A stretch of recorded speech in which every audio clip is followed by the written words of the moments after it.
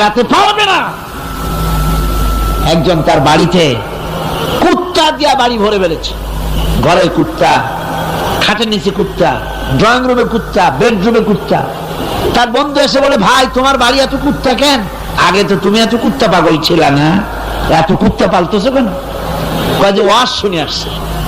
আশ্চর্য কথা, ওয়াজ শুনে তুমি কুত্তা পালা আরম্ভ করলা? কয় যে না, সব কথা শুনে নাও না আগে। বলে কি? কয় যে ওয়াজের মধ্যে শুনলাম রাসূলুল্লাহ বলেছেন যে বাড়িতে কুত্তা থাকে ঘরের মধ্যে আর প্রাণীর ছবি থাকে, ওখানে নাকি ফেরেশতা আসে না।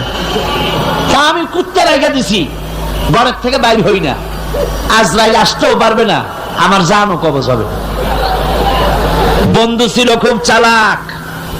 বন্ধু কয় যে ও কুত্তা পালা বন্ধু, বুঝলাম আজরাইল আসবে না, কিন্তু কুত্তা কি কিয়ামত পর্যন্ত বাঁচে না মরে? কয় যে না ভাই, কুত্তা তো মরে।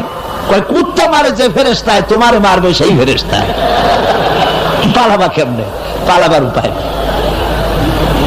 যেখানেই থাকে, বাড়িতে হোক, গাড়িতে হোক, দেশে হোক, বিদেশে হোক, মৃত্যু যখন আসবে, মৃত্যুর হাত থেকে এড়াবার কোন উপায়। আমার বন্ধুগণ, মৃত্যু থেকে বাঁচবার কোন উপায় নাই।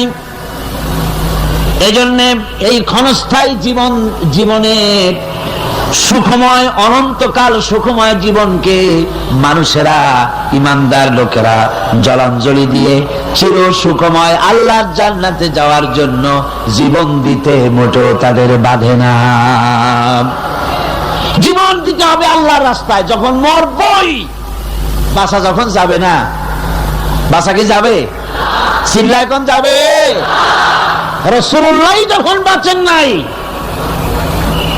কত বড় কথা! আল্লাহ রাসূল যখন বাঁচেন নাই, তো পৃথিবীতে কে বাঁচবে? রাসূলের যখন ইন্তেকাল হয়েছে, সবাইকে মরতে